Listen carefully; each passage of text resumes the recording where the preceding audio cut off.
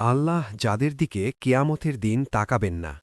ভাই ও বোনেরা, একবার কল্পনা করুন, কেয়ামতের দিন, যেদিন মা সন্তানকে চিনবে না, মানুষ ঘামে ডুবে যাবে, সবাই শুধু বলবে নাফসি নাফসি।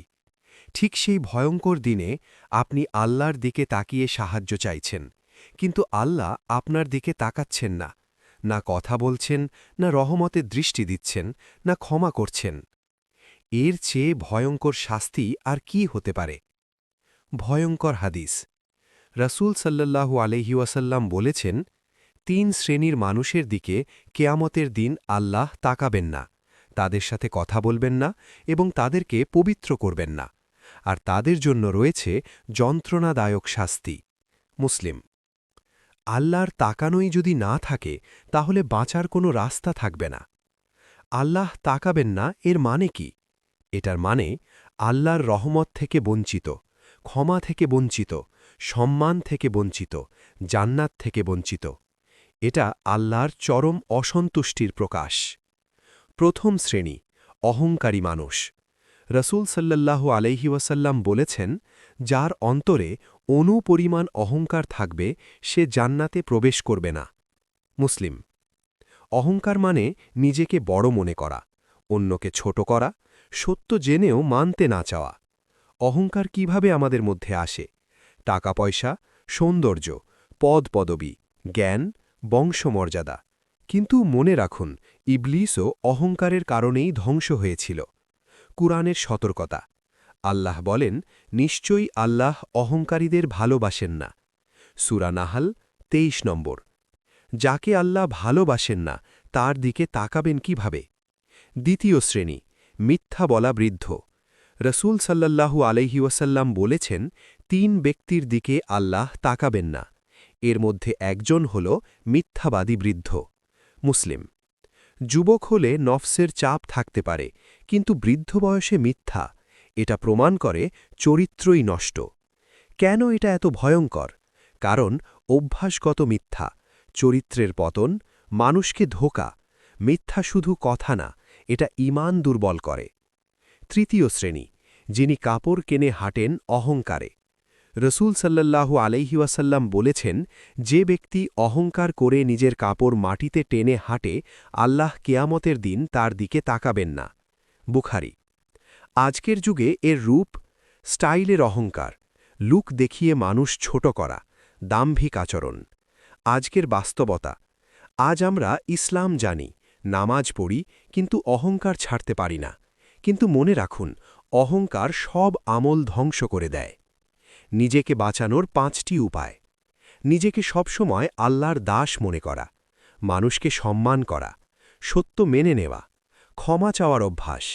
এই দোয়াটি পড়া, হে আল্লাহ, আমার অন্তরকে অহংকার থেকে পবিত্র করুন। নিজেকে প্রশ্ন করুন, আমি কি মানুষকে ছোট করি? আমি কি সত্য জেনেও মানি না? আমার কথায় অহংকার আছে? আল্লাহ যাদের দিকে কিয়ামতের দিন তাকাবেন না। দ্বিতীয় অংশ। অনেক মানুষ ভাবে, আমি তো কাউকে মারিনি, আমি তো বড় কোনো গুনাহ করিনি। কিন্তু জানেন, কিছু গুনাহ আছে যেগুলো মানুষকে আল্লাহর দৃষ্টি থেকে বঞ্চিত করে, চুপচাপ, নিঃশব্দে, ভয়ঙ্করভাবে। চতুর্থ শ্রেণী, যে মানুষের হক নষ্ট করে। রাসূল সাল্লাল্লাহু আলাইহি ওয়াসাল্লাম বলেছেন, যে ব্যক্তি কারো হক নষ্ট করে, কিয়ামতের দিন তার নেকি দিয়ে তা পরিশোধ করা হবে। মুসলিম। যদি নেকি শেষ হয়ে যায়, তার গুনাহ আপনার ঘাড়ে চাপবে। মানুষের হক কিভাবে নষ্ট হয়? টাকা ধার নিয়ে ফেরত না দেওয়া, মজুরির টাকা আটকে রাখা, প্রতারণা করা, অপবাদ দেওয়া, সম্মান নষ্ট করা। এগুলো ছোট গুনাহ না, এগুলো আল্লাহর ন্যায় বিচারের প্রশ্ন। কুরআনের হুঁশিয়ারি। আল্লাহ বলেন, নিশ্চয়ই আল্লাহ জালিমদের ভালোবাসেন না। সূরা আলে ইমরান। যাকে আল্লাহ ভালোবাসেন না, তার দিকে তাকাবেন না, এটাই স্বাভাবিক। পঞ্চম শ্রেণী, যে গুনাহ প্রকাশ করে। রসুল সাল্লাল্লাহু আলাইহি ওয়াসাল্লাম বলেছেন, আমার উম্মতের সবাই ক্ষমা পাবে, শুধু তারা ছাড়া যারা প্রকাশ্যে গুনাহ করে। বুখারী। গুনাহ করা এক জিনিস, আর গুনাহ নিয়ে গর্ব করা আরেক জিনিস। আজকের যুগের প্রকাশ্য গুনাহ।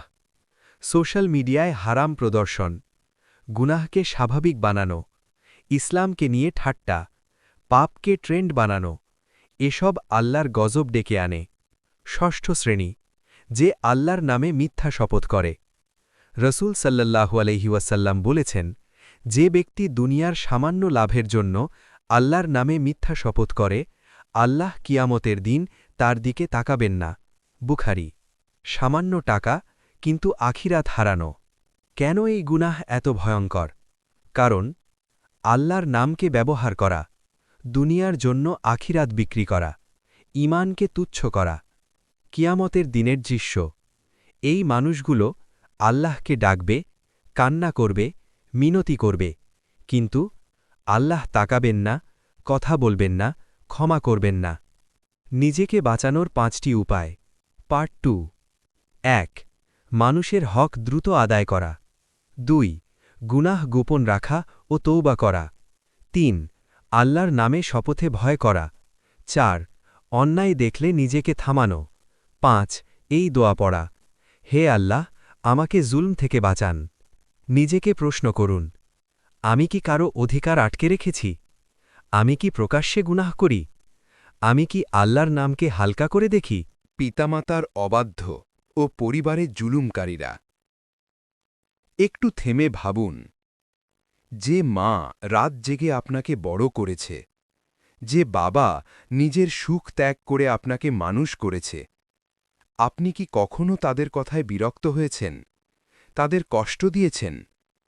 যদি দিয়ে থাকেন, এই পাঠটা আপনার জন্য। সপ্তম শ্রেণী, পিতামাতার অবাধ্য সন্তান। রসূল সাল্লাল্লাহু আলাইহি ওয়াসাল্লাম বলেছেন, ৩ শ্রেণীর মানুষের দিকে আল্লাহ কিয়ামতের দিন তাকাবেন না। এর মধ্যে একজন হল পিতামাতার অবাধ্য সন্তান। নাসাই, অর্থানুসারে। ভাবুন, যার দিকে আল্লাহ তাকাবেন না, তার জন্য আর কি বাকি থাকে? কুরআনের কঠিন নির্দেশ। আল্লাহ বলেন, তোমরা আল্লাহর ইবাদত করো এবং পিতামাতার সাথে সদ্ব্যবহার করো। সূরা নিসা ৩৬। আরেক আয়াতে, তাদের সামনে উফ বলো না। সূরা ইসরা ২৩। শুধু উফ, এটুকুও হারাম। আজকের বাস্তব অবাধ্যতা। আজ আমরা উচ্চস্বরে কথা বলি, অবহেলা করি, সময় দেই না, বৃদ্ধ বয়সে একা ফেলে দেই। তারপরও ভাবি, আমি তো নামাজ পড়ি। কিন্তু মনে রাখুন, পিতামাতার সন্তুষ্টি ছাড়া আল্লাহর সন্তুষ্টি নেই। অষ্টম শ্রেণী, পরিবারে জুলুমকারী। রসূল সাল্লাল্লাহু আলাইহি ওয়াসাল্লাম বলেছেন, তোমাদের মধ্যে উত্তম সে, যে তার পরিবারের কাছে উত্তম। তিরমিজি। যে ব্যক্তি স্ত্রীকে কষ্ট দেয়, সন্তানদের জুলুম করে, পরিবারে ভয় তৈরি করে, সে আল্লাহর অপরাধী। পরিবারে জুলুম কিভাবে হয়? কথা দিয়ে অপমান, মারধর, অর্থনৈতিক কষ্ট দেওয়া, ভালোবাসা না দেওয়া, দায়িত্বে অবহেলা। এগুলো শুধু পারিবারিক সমস্যা না, এগুলো আল্লাহর আদালতের মামলা।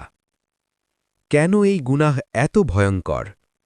কারণ দুর্বলদের উপর জুলুম, আমানতের খিয়ানত, ভালোবাসার সম্পর্ক নষ্ট করা। আল্লাহ জুলুম একদম সহ্য করেন না। কিয়ামতের দিনের দৃশ্য।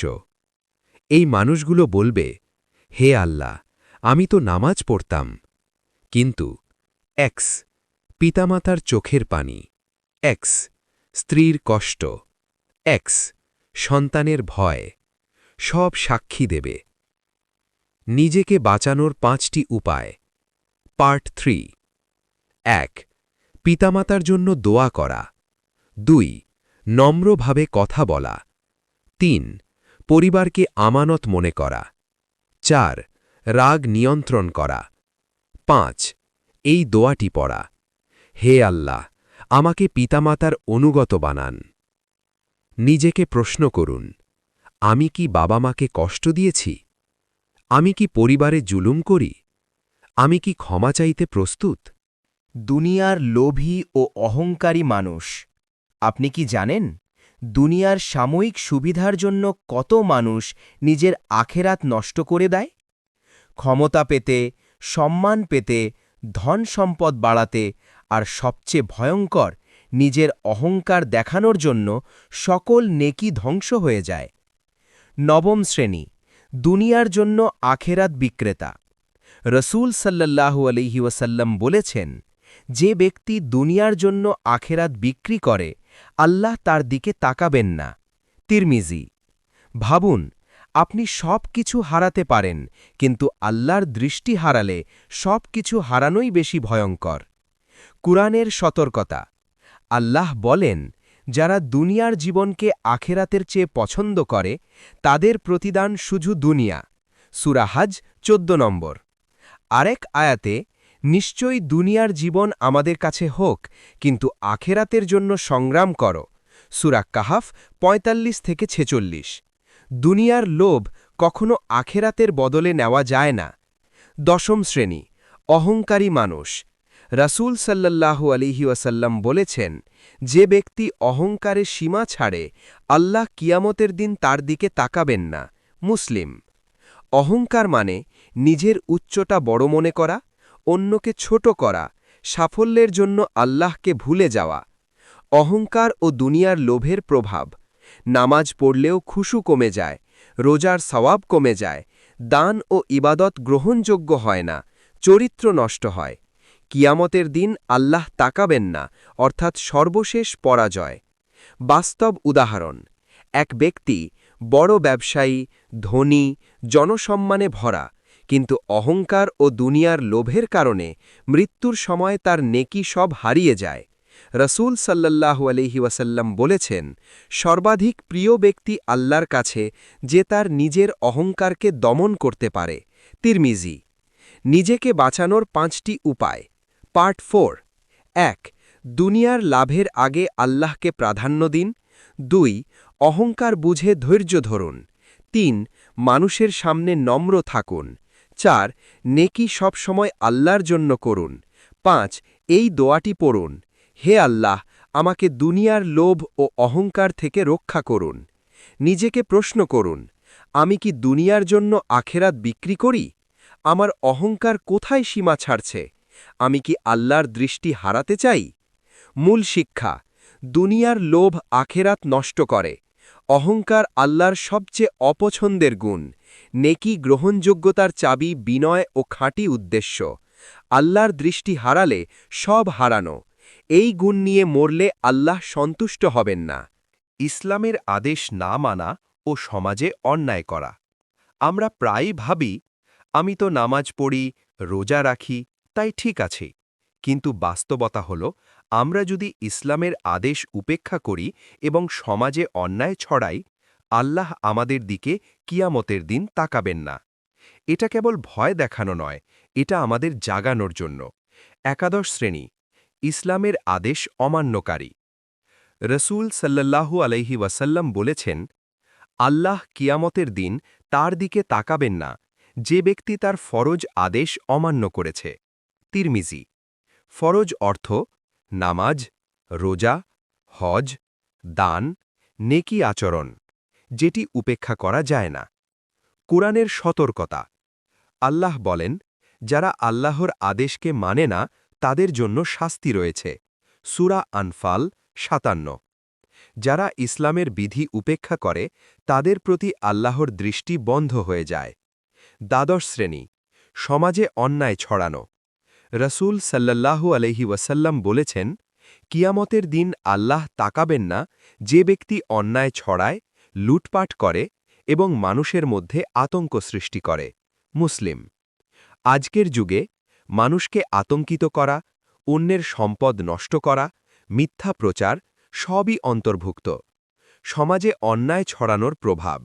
ব্যক্তিগত জীবনে ক্ষতি, পরিবারে সংঘাত, সমাজে অশান্তি, আখিরাতে শাস্তি। এটি শুধু সমাজে নয়, আল্লাহর দৃষ্টি হারানোও নিশ্চিত। বাস্তব উদাহরণ। এক ব্যক্তি সমাজে প্রভাবশালী, তবে অন্যের নামে মিথ্যা মামলা, সম্পদ আত্মসাৎ, গুজব ছড়ানো। কিয়ামতের দিন আল্লাহ তার দিকে তাকাবেন না, তার সমস্ত নেকি অন্যদের দিয়ে নেওয়া হবে। সূচি নিজেকে বাঁচানোর 5টি উপায় পার্ট 5 1 ইসলামের সমস্ত ফরজ আমল সঠিকভাবে পালন করা 2 সমাজে অন্যায় না করা 3 মানুষকে সহায়তা করা 4 প্রতিশোধ বা হিংসা না রাখা 5 এই দোয়াটি পড়া হে আল্লাহ আমাকে ইসলামের পথে স্থির রাখুন এবং অন্যায় থেকে রক্ষা করুন নিজেকে প্রশ্ন করুন আমি কি ইসলামের আদেশ মানি না আমি কি সমাজে অন্যায় করেছি আমি কি আল্লাহর দৃষ্টি হারাতে চাই যদি হ্যাঁ হয় তাহলে এখনই তওবা করুন পার্ট 5 থেকে মূল শিক্ষা ইসলামের আদেশ অমান্য করলে আল্লাহর দৃষ্টি হারানো সমাজে অন্যায় ছড়ালে আখিরাত নষ্ট হয় নেকি ও আমল গ্রহণযোগ্য থাকে না আল্লাহর দৃষ্টি হারালে সর্বনাশ নিশ্চিত এই গুনাহ করা মানুষ কিয়ামতের দিনে হতভাগা সিরিজের সারসংক্ষেপ আল্লাহ যাদের দিকে কিয়ামতের দিন তাকাবেন না 10,000 শব্দ 5 পার্ট 1 অহংকারী ও গর্বিত মানুষ 2 মানুষের হক নষ্টকারী ও প্রকাশ্য গুনাহকারী 3 পিতামাতার অবাধ্য ও পরিবারে জুলুমকারী 4 দুনিয়ার লোভী ও অহংকারী ব্যক্তি 5 ইসলামের আদেশ অমান্যকারী ও সমাজে অন্যায় ছড়ানো শেষ শক্তিশালী দোয়া হে আল্লাহ আমাদের অন্তরকে বিনয়ী বানান আমাদের গুনাহ ক্ষমা করুন আমাদেরকে আপনার দৃষ্টি থেকে বঞ্চিত করবেন না আমাদের মৃত্যু আপনার সন্তুষ্টির ওপর ঘটুক এবং আখিরাতে আমাদের মুখ উজ্জ্বল করুন আমিন ইয়া রব্বাল আলামিন